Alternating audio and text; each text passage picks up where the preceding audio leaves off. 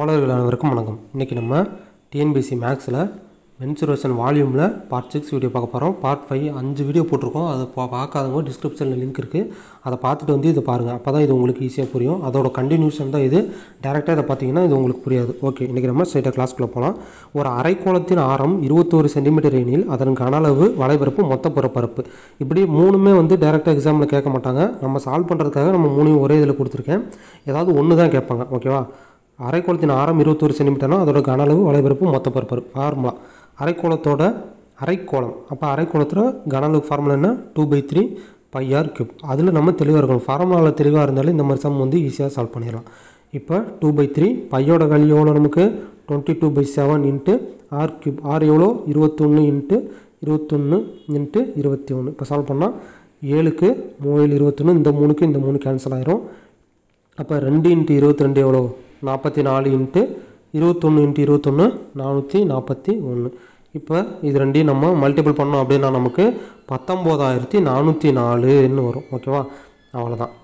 இப்போ இந்த 19404ங்கிறது இதோட கன அளவு மட்டும்தான். அடுத்து வளைபரப்பு, மொத்த புறப்பரப்பு இருக்குது. வளைபரப்புக்கு ஃபார்முலா என்ன? வளைபரப்பு 2πr². ஓகேவா? அரைக்கோளத்தோட வளைபரப்பு 2πr². அப்போ 2 இன்ட்டு 22/7 இன்ட்டு ஆர் எவ்வளோ? 21 இன்ட்டு 21. இப்போ 7 சால்வ் பண்ணோன்னா 3 டைம் வரும். அப்போ 2 இன்ட்டு 22 இன்ட்டு 3 இன்ட்டு 21. இது எல்லாத்தையும் மல்டிபிள் பண்ணோம் அப்படின்னா 2772 வரும். ஓகேவா? இதை நீங்கள் மல்டிபிள் பண்ணுங்கள். அப்படியே பார்த்து ஆன்சர் மட்டும் எழுதிடாதீங்க. மல்டிபிள் பண்ணால் தான் உங்களுக்கு எக்ஸாம் டைத்தில் ஈஸியாக வரும். அடுத்து வந்து நமக்கு மொத்த புறப்பரப்பு கேட்டிருக்காங்க. வளைபரப்புனா 2πr², மொத்த புறப்பரப்புனா 3πr². அப்போ 3πr² = 3 into 22/7 into r² 21 into 21. இந்த 7க்கு இதை கேன்சல் பண்ணால் 3 21. அப்போ திரும்ப என்ன? 3 இன்ட்டு 22 இன்ட்டு இந்த 3 இன்ட்டு 21. இது 4ஐயும் நம்ம மல்டிபிள் பண்ணோம் அப்படின்னா 4158 வரும். நமக்கு 4158 தான் நமக்கு மொத்த புறப்பரப்பு. ஓகேவா? அப்போ கன அளவுனா 19404, வளைபரப்பு 2772, மொத்த புறப்பரப்புனா 4158. அவ்வளோதான். சிம்பிள் கணக்கு. அப்படியே ஃபார்முலாவில் சப்ஸ்டியூட் பண்ணுற மாதிரி போட்டிருப்பேன். அவ்வளோதான். அடுத்து வந்து ஒரு அரைக்கோளத்தின் கன அளவு 486 π கன சென்டிமீட்டர் எனில் வளைபரப்பு, மொத்த புறப்பரப்பு என்ன? கன அளவு கொடுத்துட்டாங்க. ஒரு அரைக்கோளத்தோட கன அளவை கொடுத்துட்டு வளைபரப்பும் மொத்த புறப்பரப்பும் கேட்டிருக்காங்க. நமக்கு வளைபரப்பு ஃபார்முலா என்ன? 2πr². மொத்த புறப்பரப்பு ஃபார்முலா 3πr². அப்போ நமக்கு r வேணும். ஓகேவா? எப்படினாலும் நமக்கு r வேணும். அப்போ இந்த கன அளவுலேருந்து நம்ம ஃபஸ்ட்டு ஆரை கண்டுபிடிக்கணும். கன அளவுக்கு ஃபார்முலா என்ன? 2/3 πr3. இதில் சப்ஸ்டியூட் பண்ணுவோமா? அப்படி பண்ணோம் அப்படின்னா 2/3 இன்ட்டு பையோட வேல்யூ 22/7 இன்ட்டு r³ தானே நமக்கு வேணும். r³ = கன அளவோட வேல்யூ நம்ம கொடுத்துட்டாங்க. அப்போ அதாவது இது ஈக்குவல் டு 486 பைன்னு நம்ம எடுத்துக்கிறோம். ஓகேவா? 486 π. இதையும் நம்ம சப்ஸ்டியூட்டே பண்ண வேணாம். ஏன்னா நமக்கு பையில் தானே இருக்குது. ஆன்சர் நமக்கு பையில் இருக்கனால ஈக்குவல் டு வர்றப்ப இது வந்து இப்படி வரும். இது கன அளவு ஃபார்முலா. இந்த கன அளவோட வேல்யூ கொடுத்துட்டாங்க. 486 பையன்னு கொடுத்துட்டாங்க. ஓகேவா? அப்போ இந்த பையோட வேல்யூ நம்ம சப்ஸ்டியூட் பண்ண வேணாம். ஏன்னா டேரெக்டாக கேன்சல் பண்ணிடலாம். இந்த பையக்கு இந்த பையை கேன்சல் பண்ணிடலாம். கேன்சல் பண்ணிட்டா மீதி எவ்வளோ இருக்கும்? 2/3 r³ = 486 இருக்கும். இப்போ இந்த 2/3 ஈக்குவல்ட்டுக்கு இந்த பக்கம் போகிறப்ப நமக்கு 3/2 வரும். அப்போ r³ = 486 இன்ட்டு 3/2. ஓகேவா? இப்போ இதை சால்வ் பண்ணோம்னா 2 4 3. இப்போ 243 இன்ட்டு 3 இருக்குது. 243 இன்ட்டு 3 எவ்வளவு? r³ = 729. 243 3 மல்டிபிள் பண்ணால் 729. நமக்கு 6 தான் வேணும். அப்போ 723க்கு க்யூப் ரூட் எடுத்தால் 9. 9 க்யூப் தான் 723. 9 இன்ட்டு 9 இன்ட்டு 9, அதுதான் 729. ஓகேவா? அப்போ r³ 729னா r எவ்வளவு? 9. ஓகேவா? க்யூபோட வேல்யூ நம்ம 1லேருந்து 10 வரைக்கும் கண்டிப்பாக தெரிஞ்சு வச்சுருக்கணும். அப்போ ஆரோட வேல்யூ தெரிஞ்சிருச்சு. நமக்கு என்ன வேணும்? வளைபரப்பும் மொத்த புறப்பரப்பும் வேணும். ஓகே. அப்போ வளைபரப்புக்கு ஃபார்முலா என்ன? 2πr². வளைபரப்போட ஃபார்முலா 2πr², மொத்த புறப்பரப்புனா 3πr². ஓகே. இப்போ 2 இன்ட்டு பையோட வேல்யூ நம்ம இப்போ ஆப்ஷனில் பார்க்கணும். இந்த சம்மை பொறுத்தளவில் பையோட வேல்யூ சப்ஸ்டியூட் பண்ணல. அவங்க பையோட வேல்யூ அப்படியே தான் வச்சுக்கிட்டாங்க. அப்போ பை வந்து அப்படியே இருக்கட்டும். 2 இன்ட்டு ஆர் ஸ்கொயர், ஆரோட வேல்யூ எவ்வளோ கண்டுபிடிச்சோம், 9ன்னு கண்டுபிடிச்சோமா. அப்போ 9 × 9 × பை, இந்த பையை அப்படியே பையனே வச்சுக்குவோம். ஓகேவா. இப்போ நம்ம அப்படியே மல்டிபிள் பண்ணி போட வேண்டியதான். அப்போ 9 × 9 × 2 எவ்வளவு, 162 பை. அவ்வளோதான். இது வலைபரப்பு. அடுத்து மொத்த பரப்பரப்பு 3πr². ஆப்ஷனில் நம்ம பார்க்கணும், பையோட வேல்யூ அப்படியே வச்சுருந்தா நம்ம அப்படியே வச்சுக்கலாம். இல்லை பையோட வேல்யூ சப்ஸ்டியூட் பண்ணி 22/7 சப்ஸ்டியூட் பண்ணி ஆன்சர் வந்து போட்டிருந்தாங்க அப்படின்னா நம்ம அதை சப்ஸ்டியூட் பண்ணி போட்டுக்கலாம். இப்போ இதுக்கு என்ன வரும், 3 × r², 9 × 9 × பையோட வேல்யூ அப்படியே தான் இருக்குது. அப்போ அப்படியே வச்சுக்கலாம். இப்போ இதை 3 மல்டிபிள் பண்ணால் 3 × 9 27, 27 × 9 243 பை. அப்போ வலைபரப்பு 162 பை, மொத்த பரப்பரப்பு 243 பை. அவ்வளோதான் ஆன்சர். அடுத்து, ஒரு அரைக்கோளத்தின் வலைபரப்பு 308 சதுர சென்டிமீட்டர் எனில் மொத்த புறப்பரப்பு என்ன.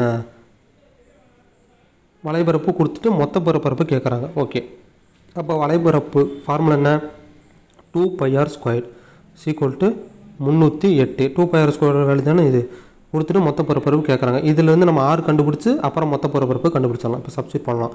2 × 22/7 × r² = 308. இப்போ இதை இந்த பக்கம் கொண்டு போய் இந்த 2 இந்த 22 ஈக்குவல்ட்டுக்கு இந்த பக்கம் போகும்போது டிவைடில் தான் போவோம். அதனால் நம்ம என்ன பண்ணலாம், இங்கேயே கேன்சல் பண்ணிக்கலாம். இதை 2ஆல் கேன்சல் பண்ணால் 1 2 2 மீதி 1, 5 2 10, 4 2 8. அதே மாதிரி இது 2ஆல் கேன்சல் பண்ணால் 1 1, 7 2 14, 7 2 14. இது 11ஆல் கேன்சல் பண்ணால் 7. அப்போ r² = 7. இங்கே ஒரு 7 இருக்கா, டிவைட் 7 இந்த பக்கம் போனால் மல்டிபிள் 7ஆக வரும். அப்போ 7 × 7, r² 7 × 7னா r எவ்வளவு, 7. அப்போ ஆரோட வேல்யூ கண்டுபிடிச்சிட்டோம், 7.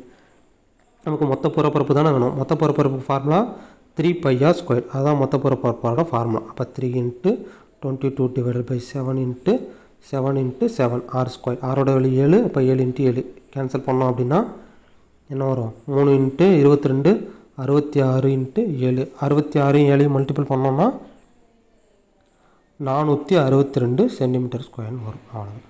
வலைபரப்பு கொடுத்துருக்காங்க. வலைபரப்பு கொடுத்துட்டு மொத்த பரப்பு கேட்குறாங்க. மொத்த பரப்பு ஃபார்முலா 3πr². அப்போ ஆர் வேணும்.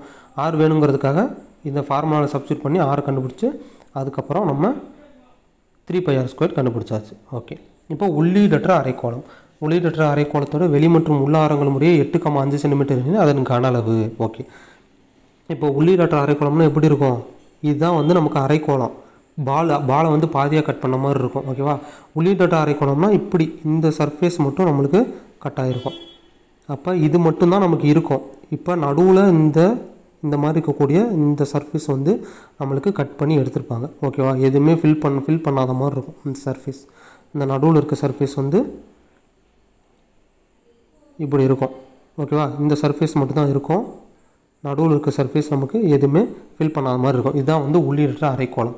இந்த உள்ளீடற்ற அரைக்கோளத்தோட கன அளவு கேட்குறாங்க. அப்போ ஃபார்முலா உள்ளீடற்ற அரைக்கோளத்தோட கன அளவு ஃபார்முலா என்ன, 2/3 R³ மைனஸ் ஸ்மால் r³. இதுதான் ஃபார்முலாவில் டேரெக்டாக சப்ஸ்டியூட் பண்ண வேண்டியதான். R 8, small r 5. அப்போ ஃபார்முலாவில் சப்ஸ்டியூட் பண்ணோம்னா 2/3 R 5³ 8³ R 8³ minus small r 5³. இப்போ சப்ஸ்டியூட் பண்ணுவோமா, 2/3 8³ வேல்யூ என்ன, 512. 5³ வேல்யூ 125. 2/3 பை வரும் நமக்கு. ஓகேவா. 2/3 by × R³ minus small r³. பையோட வேல்யூ வந்து இந்த சம்மில் நமக்கு அப்படியே தான் வச்சுருக்காங்க. அதனால் அந்த பையோட வேல்யூ அப்படியே இருக்கட்டும். இப்போ சப்ஸ்டியூட் பண்ணோம்னா 2/3 512ல் 125 போச்சு அப்படின்னா நமக்கு 387ன்னு வரும். ஓகேவா. இன்ட்டு இந்த பை ஃபார்முலா என்ன, 2/3 by × R³ minus small r³. இப்போ இதை சால்வ் பண்ணோம் அப்படின்னா 1 3 3 மீதி 2 மீதி 9 3 27. அப்போ 129 2 மல்டிபிள் பண்ணால் 258. இங்கே ஒரு பை இருக்குது, அதை மிஸ் பண்ணிடக்கூடாது. 258 பை. ஓகேவா. அவ்வளோதான் ஆன்சர். உள்ளீடற்ற கோளத்தோட கன அளவில் அப்படியே ஸ்ட்ரெயிட்டாக சப்ஸ்டியூட் பண்ணி போட்டோம். ஓகே, அடுத்து நெக்ஸ்ட் சம் பார்ப்போம். உள்ளீடற்ற அரைக்கோளத்தின் வெளி மற்றும் உள்ளாரங்கள் முறையே 14,7 சென்டிமீட்டர் எனில் அதன் வலைபரப்பு மொத்த புறப்பரப்பு என்ன. ஓகேவா. உள்ளீடற்ற அரைக்கோளத்தோட வெளியாரம் 14, உள்ளாரம் 7. அப்போ அதோட வலைபரப்பும் மொத்த புறப்பரப்பும் கேட்குறாங்க. ஓகே, இப்போ ஒரு உள்ளீடற்ற அரைக்கோளம் இந்த மாதிரி இருக்குது. இது ஒரு உள்ளீடற்ற அரைக்கோளம். இதோட வலைபரப்பு ஃபஸ்ட்டு கண்டுபிடிப்போம். நார்மலாக அரைக்கோளம் இருக்குது. இப்படி ஒரு அரைக்கோளம் இருக்குன்னா அதோட கன அளவு என்ன? வலைபரப்பு. அதோட வலைபரப்பு என்ன? 2πr². நார்மலாக இருக்கக்கூடிய அரைக்கோளத்துக்கு வலைபரப்பு 2πr². இது வந்து உள்ளீடற்ற அரைக்கோளமா? இந்த நார்மல் அரைக்கோளமாக இருந்தால் 2πr². நமக்கு உள்ளீடற்ற அரைக்கோளம் இருக்குது. அப்போ அந்த உள்ளீடற்ற அரைக்கோளங்கிறப்ப நமக்கு இங்கே வெளியேயும் ஒரு வளைஞ்ச பரப்பு இருக்குது, உள்ளேயும் ஒரு வளைஞ்ச பரப்பு இருக்குது. குட்டியாக அந்த கட் பண்ணி எடுத்த மாதிரி இருக்கும்ல வளைஞ்ச பரப்பு. அப்போ நம்ம என்ன பண்ணணும்? அந்த வளைஞ்ச பரப்பையும் நம்ம ஆட் பண்ணிக்கணும். ஓகேவா? அப்போ வலைபரப்புங்கிறப்ப மொத்தமாக தான். இப்போ நார்மல் கோளம் அப்படிங்கிறப்ப வளைஞ்ச பரப்புனா இது மட்டும்தான் வரும். இந்த 2πr² மட்டும்தான் வரும்.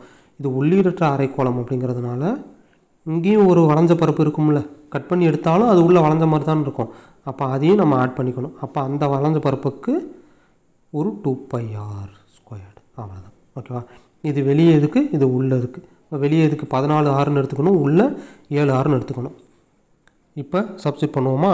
இந்த 2πயை பொதுவாக வெளியே எடுத்துக்கலாம். இதுவும் 2π தான், இங்கேயும் 2πயை பொதுவாக வெளியே எடுத்துக்கலாம். இதுக்கு பதிலாக 14², இதுக்கு பதிலாக 7². ஓகேவா? ஏன்? இது வெளியே, இது உள்ள. அப்போ 2π × 14² 196, 7² 49. அப்போ 2 × 22/7 × 196 49 நம்ம ஆட் பண்ணோம்னா 245ன்னு வரும். ஓகேவா? இப்போ இதை கேன்சல் பண்ணலாமா? கேன்சல் பண்ணால் 7 21 5.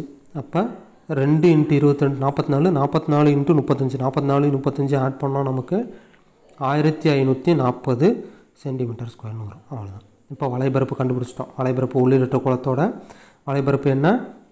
1540 cm². அடுத்து நமக்கு மொத்த புறப்பரப்பு வேணும். ஓகேவா? அப்போ மொத்த புறப்பரப்பு கண்டுபிடிப்போம். மொத்த புறப்பரப்பு கண்டுபிடிக்கிறப்ப நம்ம கேர்ஃபுல்லாக இருக்கணும். எந்த இடத்துல நம்ம ஆட் பண்ணணும், எந்த இடத்துல நம்ம மைனஸ் பண்ணணுங்கிறது ஒன்று இருக்குது. ஓகேவா? அதை வந்து தெளிவாக பார்க்கணும்.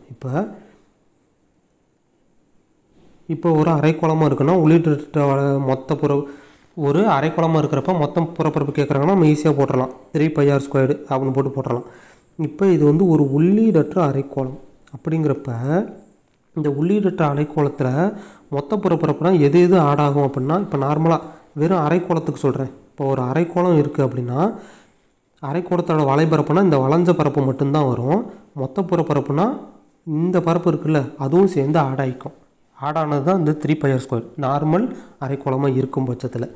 இப்போ இது வந்து நமக்கு உள்ளீடற்ற அரைக்கோளம். அப்போ இந்த உள்ளீடற்ற அரைக்கோளமாக இருக்கிறப்ப நமக்கு மொத்த புறப்பரப்புனா எது வரும்? இந்த ஒரு வளைஞ்ச பரப்பு ப்ளஸ் இந்த ஒரு வளைஞ்ச பரப்பு. ஓகேவா? அப்போ இந்த ஒரு வளைஞ்ச பரப்பு இருக்கா, அது என்னது? 2π R எடுத்துக்கணும். இது வந்து வெளியே இருக்கிறது பெரிய R² ப்ளஸ் இந்த ஒரு வளைஞ்ச பரப்பு இருக்கா 2π r². ஓகேவா? நம்ம வலைபரப்பு கண்டுபிடிச்சோம்ல, இந்த வலைபரப்பு கண்டுபிடிச்சோம்ல உள்ளிட்ட இந்த கோலத்துக்கே இப்போ நம்ம கண்டுபிடிச்சோம்ல வலைபரப்பு, அந்த வலைபரப்பு. ஓகேவா? இந்த வெளியே இருக்க வலைபரப்பு ப்ளஸ் உள்ளே இருக்க வலைபரப்பு. இப்போ இந்த கீழே இருக்க சர்ஃபேஸுக்கு நம்ம என்ன பண்ணணும் அப்படின்னா, இப்படி இருக்குதா, இதை வந்து நம்ம என்ன பண்ணுவோம், இது வந்து ஒரு πr². இப்போ ஒரு வட்டம் மாதிரி தான் இருக்கும். ஒரு கோலத்தை இப்படி கட் பண்ணிட்டாங்க, பாதியாக கட் பண்ணிட்டாங்கன்னா அந்த நடுப்பகுதி எப்படி இருக்கும்? இப்படி வட்டம் மாதிரி இருக்கும். சரியா? இப்போ நார்மல் அரைக்கோளமாக இருந்தால் இந்த இடத்துல நமக்கு ஃபுல்லாக அது வந்து ஸ்ப்ரெட் ஆகி தான் இருக்கும். இந்த நார்மல் அரைக்கோளமாக இருந்தால் இந்த இடத்துல ஃபுல்லாக நமக்கு என்ன இருக்கும்? அந்த சர்ஃபேஸ் வந்து ஃபுல்லாக இருக்கும். இப்போ வந்து இது உள்ளீடற்ற அரைக்கோளம். அப்போ அந்த உள்ளீடற்ற அரைக்கோளத்தில் இந்த இடத்துல கட் பண்ணி எடுத்துருப்பாங்களா? இந்த சின்ன பகுதியை மட்டும் கட் பண்ணி எடுத்தாலும் இப்படி பாதி மாதிரி இப்படி கட் பண்ணி எடுத்துருப்பாங்களா? அப்போ இந்த இடத்துல நமக்கு எதுவுமே இருக்காதா? இங்கே மட்டும்தான் இருக்கும். இப்போ கட் பண்ணி எடுத்துருக்கிறப்ப இந்த இடத்துல நமக்கு எதுவுமே இருக்காது. அப்போ என்ன பண்ணணும்னா ப்ளஸ் π R² மைனஸ் π r². ஓகேவா? இந்த இடத்துல நமக்கு தெளிவாக இருக்கும். திரும்ப ஒரு தடவை சொல்கிறேன் பாருங்கள். சப்போஸ் நார்மல் அரைக்கோளமாக இருந்துச்சுன்னா வலைபரப்பு என்ன பண்ணியிருப்போம்? இது மட்டும்தான் வலைபரப்பு. ஓகேவா? 2πr². மொத்த புறப்பரப்பு நார்மல் அரைக்கோளத்துக்கு மொத்த புறப்பரப்பு கேட்டிருந்தாங்கன்னா இந்த சர்ஃபேஸும் ஆட் ஆகிக்கும். ஓகேவா? அப்போ ஆட் ஆச்சுன்னா 3πr² வந்துடும் நமக்கு. ஓகேவா? இது வந்து நார்மல் அரைக்கோளமாக இருந்தால். இப்போ இது வந்து ஒரு உள்ளீடற்ற அரைக்கோளம். அப்போ உள்ளீடற்ற அரைக்கோளம் அப்படிங்கிறப்ப அந்த நடுவில் கட்டாயிருக்கும். கட்டாயிருக்கிறப்ப வளைபரப்பு என்னது? உள்ளீடற்ற அரைக்கோளத்தோட வளைபரப்பு மட்டும் என்னது? இந்த ஒரு வளைஞ்ச பரப்பு இருக்குது, அடுத்து இங்கே ஒரு வளைஞ்ச பரப்பு இருக்குது. அப்போ இந்த 2 வளைஞ்ச பரப்பையும் நம்ம ஆட் பண்ணணும். இது வந்து வளைபரப்பு மட்டும். அப்போ மொத்த புறப்பரப்புங்கிறப்ப நம்ம என்ன பண்ணுவோம்? இந்த கீழே இருக்க பாட்டம் சர்ஃபேஸையும் நம்ம கணக்கில் எடுத்துக்கணுமா? அப்போ இந்த பாட்டம் சர்ஃபேஸு இப்படி முழுசாக இருந்தால் இந்த கேபிட்டல் πr² மட்டும் நம்ம போட்டுடலாம். ஆனால் நமக்கு இங்கே என்ன இருக்குது? ஒரு உள்ளீடற்ற அரைக்கோளம். அப்போ உள்ளீடற்ற அரைக்கோளம்ங்கிறப்ப இந்த பாட்டம் சர்ஃபேஸ் நமக்கு முழுமையாக இருக்காது. பாட்டம் சர்ஃபேஸில் இது வந்து காணாமல் போயிருக்கும், இந்த மீதி இருக்கிறது மட்டும்தான் ஃபில் ஆகிருக்கும். அப்போ அது என்னது? இது கேபிட்டல் πr². இப்போ மொத்தத்துக்கும் பெரிய இப்போ இந்த கண்டுபிடிச்சோம்னா அது என்னது? அதுதான் இந்த πr². அதிலிருந்து இந்த குட்டி வட்டம், இது ஒரு குட்டி வட்டமா, இந்த குட்டி வட்டத்தை மைனஸ் பண்ணால் அந்த ஸ்மால் πr², இந்த குட்டி வட்டத்தை மைனஸ் பண்ணால் நமக்கு இந்த பரப்பு மட்டும் கிடச்சிரும். ஓகேவா? அப்போ அதுக்கு தான் இங்கே plus πr² minus small πr² நம்ம போட்டிருக்கோம். அவ்வளோதான். ஓகேவா? இப்போ இதை போட்டு நம்ம சால்வ் பண்ணோம் அப்படின்னா நமக்கு என்ன கிடச்சிரும்? மொத்த புறப்பரப்பு கிடச்சிரும். Pi capital R² minus pi small r². இதோட வேல்யூ நம்ம ஆல்ரெடி கண்டுபிடிச்சிட்டோம். வளைபரப்பு இதுக்கு முன்னாடி தானே கண்டுபிடிச்சோம், 1540. அதை அப்படியே வச்சுக்கலாம். இப்போ இதை வந்து நம்ம சால்வ் பண்ணோம். இதை மட்டும் சால்வ் பண்ணால் போதும். பை இதில் பொதுவாக இருக்கும், பையை வெளியே எடுத்துடலாம். R², கேபிட்டல் R² என்னது? 14. அப்போ 14 × 14 196 மைனஸ் ஸ்மால் r² எவ்வளவு? 7. 7 × 7 49.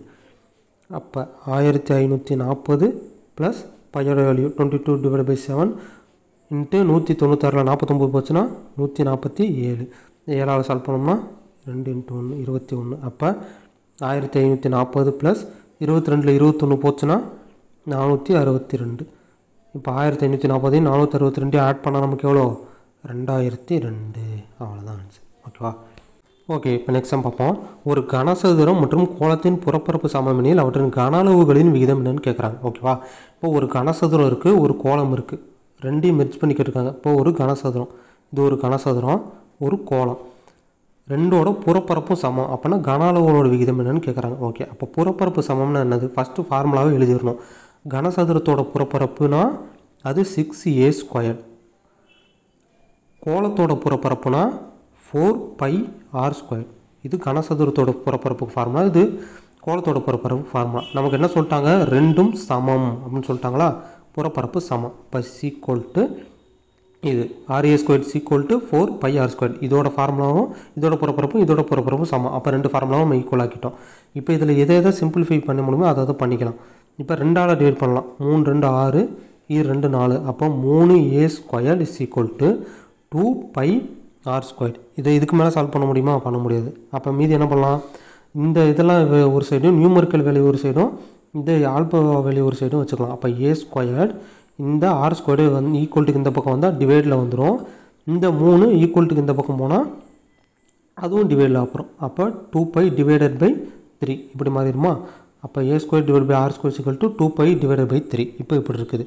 இப்போ நம்ம என்ன பண்ணுறோம்?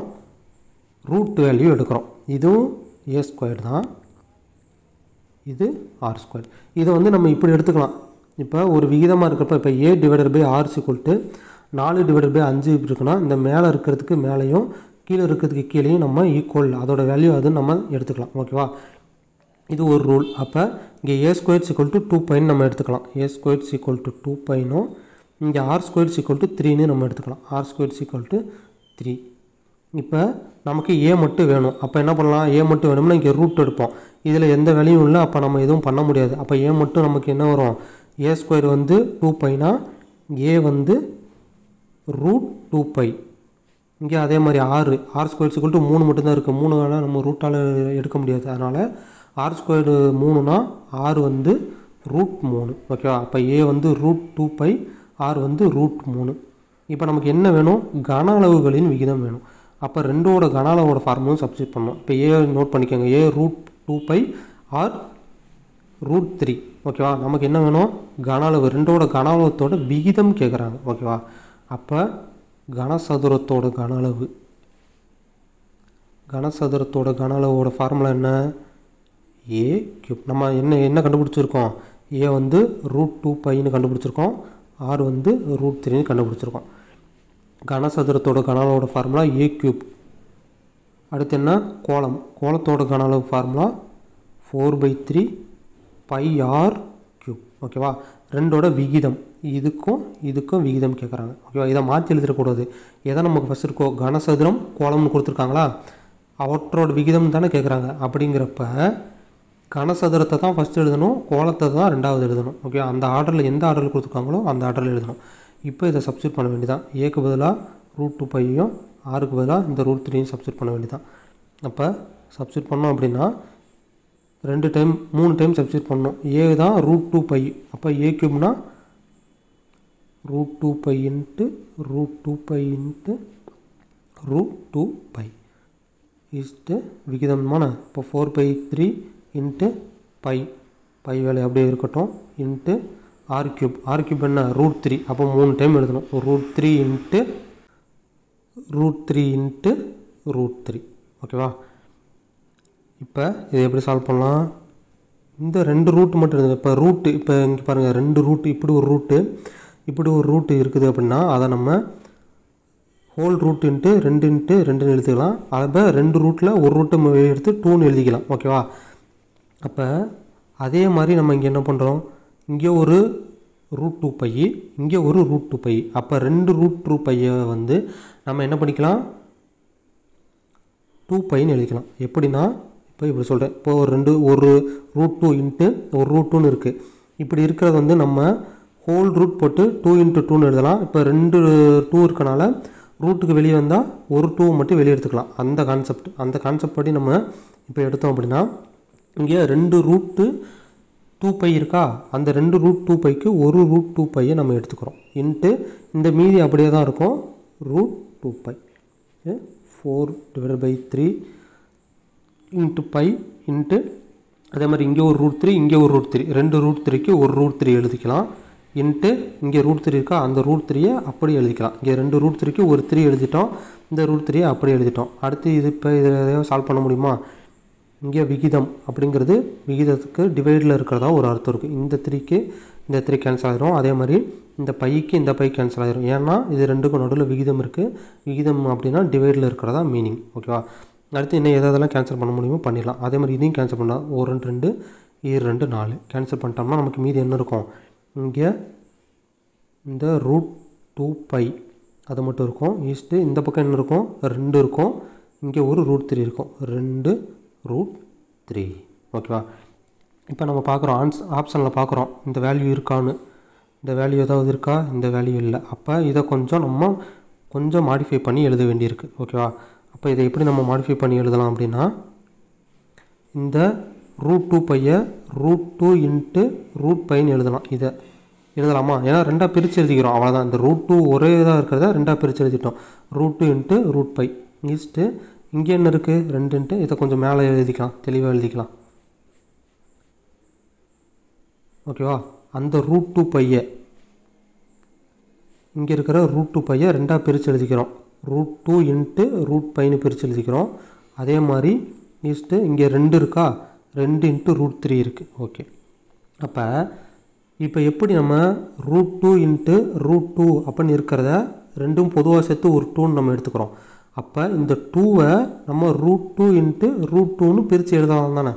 இங்கே பாருங்கள், இங்கே 2 இருக்குல்ல, இங்கே 2 √3 இருக்கா, இந்த 2க்கு சொல்கிறேன்.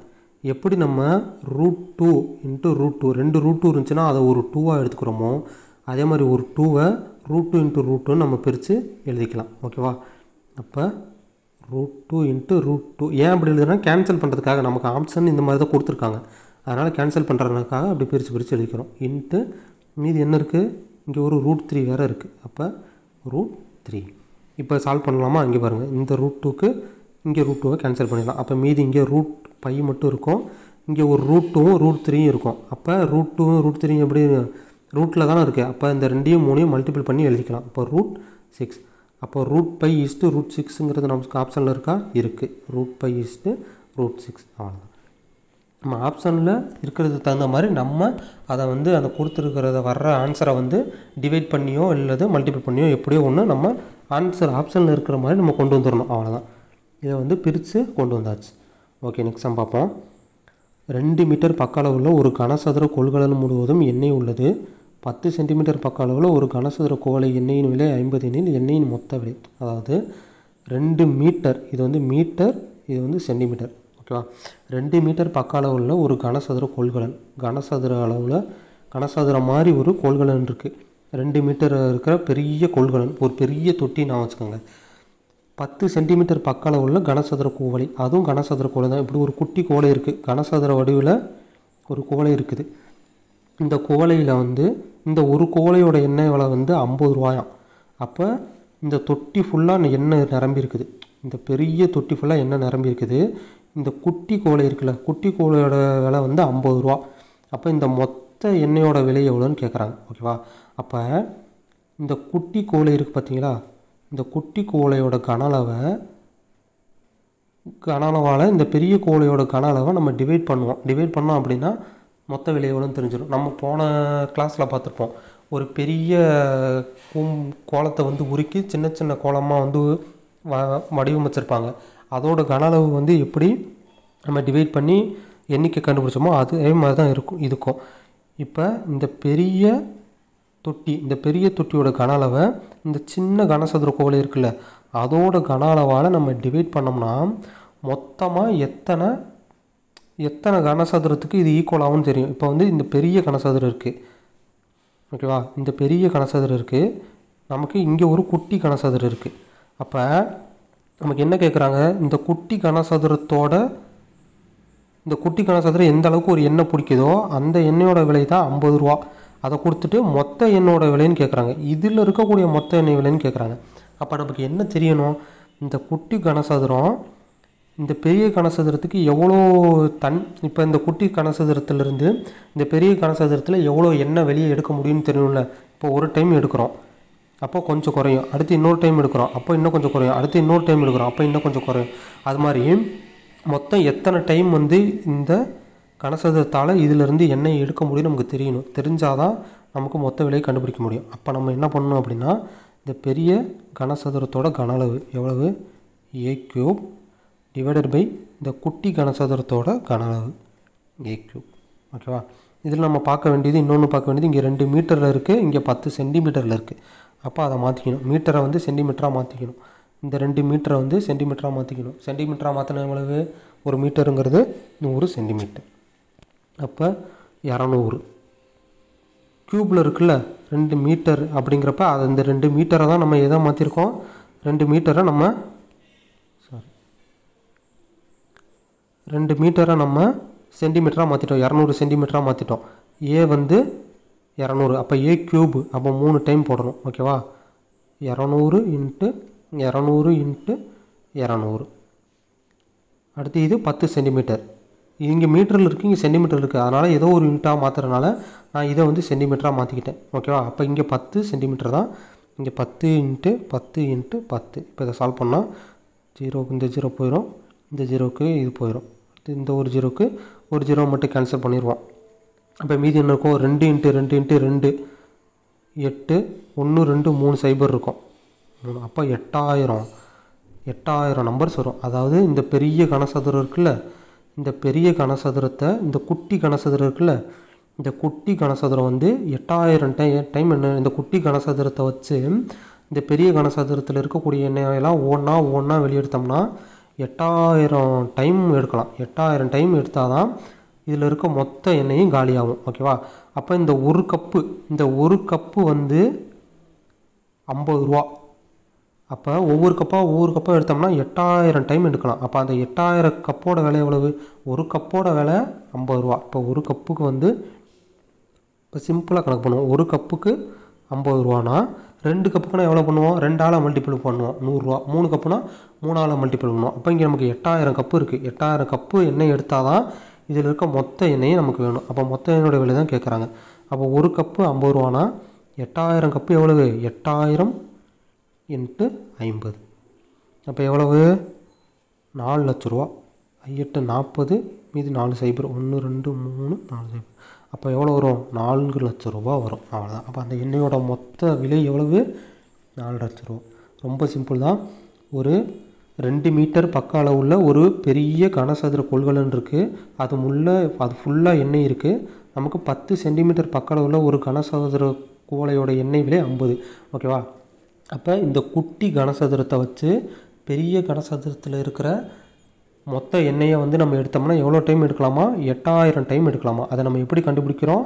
பெரிய கனசதுரத்தோட கன அளவை சின்ன கனசதுரத்தோட கன அளவால் டிவைட் பண்ணோம்னா ஓவராலாக எவ்வளோ வந்து அது பிடிக்கும்னு தெரிஞ்சிடும். ஓகேவா? அப்போ 8000 டைமு சின்ன சின்ன குவளையை வச்சு எடுத்தோம்னா 8000 டைம் எடுக்கலாம். ஒரு டைமுக்கு அந்த ஒரு குவளைக்கு 50 ரூபா. அப்போ 8000 குவளைக்கு எவ்வளவு? 8000 குவளைக்கு நமக்கு 4 லட்ச ரூபா. அதுதான் இதோட ஆன்சர். அவ்வளோதான். ஓகே, நெக்ஸ்ட் சம் பார்ப்போம். தான் final sum. 5 metre into 2 metre into 1 metre அளவுள்ள குழி மணலால் நிரப்பப்படுகிறது. 1 மீட்டர் கியூபுக்கு 270 எனில் மொத்த செலவு. இது ஈஸி தான். இது உங்கள் பாருங்கள், இது ஒரு அளவு, இது ஒரு அளவு, இது ஒரு அளவு. அப்படின்னா இது ஒரு கன செவ்வகம். ஓகேவா? கியூபாய்டு. ஒரே அளவாக இருந்துன்னா அது கனசதுரம். இப்போ 3 அளவு இருக்குது. அப்போ இது வந்து ஒரு கன செவ்வகம். இந்த மாதிரி ஒரு குழி 5 மீட்டர் 1, 2 மீட்டர் 1, 1 மீட்டர் 1, இது மாதிரி ஒரு குழி இருக்குது. ஓகேவா? அந்த குழி மணலால் நிரப்பப்படுகிறது. 1 மீட்டர் கியூபுக்கு 270னா மொத்த செலவு கேட்குறாங்க. 1 மீட்டர் கியூபுக்கு இவ்வளோ. அப்போ கன அளவை நம்ம கண்டுபிடிக்கணும். இது லென்த்து, இது பிரெத்து, இது ஹச்சு. ஓகேவா? அப்போ ஒரு கனசெவ்வகத்தோட கன அளவுக்கு என்ன ஃபார்முலா? LBH தான் அதோட ஃபார்முலா. ஓகேவா? அப்போ லென்த்து 5, பிரெத்து 2, ஹச்சு 1 மல்டிபிள் பண்ணால் 10 மீட்டர் கியூப். இதுதான் இதோட கன அளவு. 1 மீட்டர் கியூபுக்கே 270 ரூபா செலவாகுது.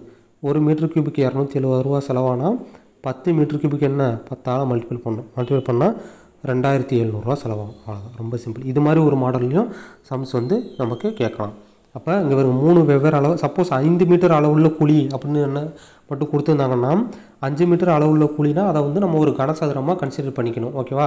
அப்போ ஒரு கனசதுரமாக கன்சிடர் பண்ண கனசதுரத்தோட கன அளவு என்ன? A cube. அப்போ 5 × 5 × 5 125ன்னு வரும். நமக்கு வந்து 3 டிஃப்ரெண்ட் வேல்யூ இருக்குது. அப்போ 3 டிஃப்ரெண்ட் வேல்யூனா கண்டிப்பாக அது ஒரு கனசதுரமாக தான் இருக்க முடியும். ஓகேவா? ஏன்னா இது லென்த்து, பிரெத்து, ஹச்சு 3 டிஃப்ரெண்ட் வேல்யூ இருந்ததுன்னா அது ஒரு கனசதுர குழி. அப்போ கனசதுரத்தோட கன அளவு LBH வந்து கண்டுபிடிச்சா 10 மீட்டர் கியூபு. 1 மீட்டர் கியூபுக்கு 270 ரூபா செலவானா 10 மீட்டர் கியூபுக்கு 10ஆல் மல்டிபிள் பண்ணால் நமக்கு ஆன்சர். அவ்வளோதான். இதோட வந்து நமக்கு வால்யூம் டாபிக் முடிஞ்சுது.